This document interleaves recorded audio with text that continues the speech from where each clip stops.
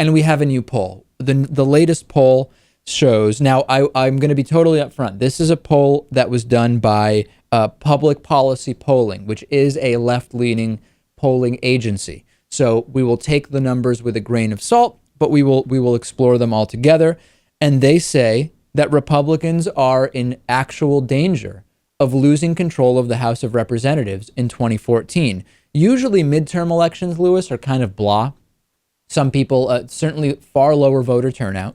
A lot of people don't even really pay attention, much less media coverage.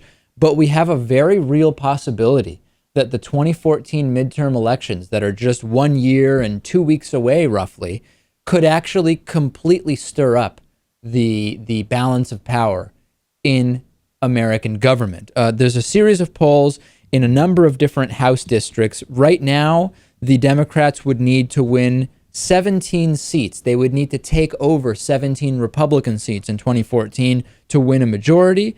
Results show that that could be within reach, as Republican incumbents are behind in 17 of the districts analyzed. I don't have to give you the list of districts. You can check it out.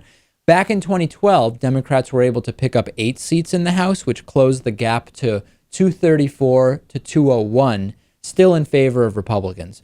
Lewis, I, as you know, state very clearly on this program that on so many issues, in so many areas, there are not significant differences between Democrats and Republicans. However, there still are many differences between Democrats and Republicans, and factually speaking, Republicans deserve to be blamed for this shutdown, and they deserve to be hurt by it in 2014.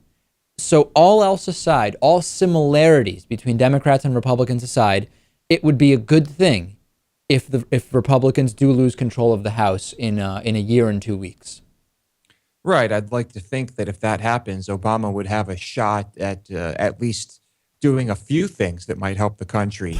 If you've got hopefully Democratic control of the Senate and the House. Yeah, I mean, you're the president. You've been reelected. Maybe you'll be able to do something if you reduce the amount of blatant obstructionism by the Republican Party, who is holding the entire government hostage after you went through the entire process of democratically passing healthcare reform and dealing with an appeal all the way to the Supreme Court, Lewis, which was, by the way, upheld. Maybe you'll be able to get something done.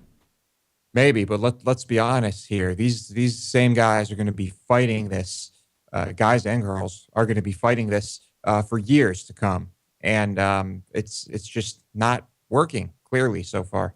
On today's bonus show, I'm going to tell the story of, we have this membership program, as you know, and it's the #1 funding source for the David Pakman Show. There's actually one person who is banned from being a David Pakman Show member. I'm going to tell the story. It's a very compelling story. I've not given Lewis the details of it just so we can get his honest reaction to it on the bonus show, but there is one person who is banned from becoming a David Pakman Show member. We'll also talk about an art exhibit that's been shut down after multiple people had seizures at it. And Norwegian TV, maybe you don't think about Norwegian TV that often, but it's getting really, really boring. We'll explain why. How do you get the bonus show? Very easy. davidpakman.com/membership. Sign up. You can use PayPal. You can use Amazon payments. You can send a check. And you can be a supporter of the David Pakman Show, not funded by big corporations, but rather by individual subscribers like you. We'll take a break. A lot more coming up today.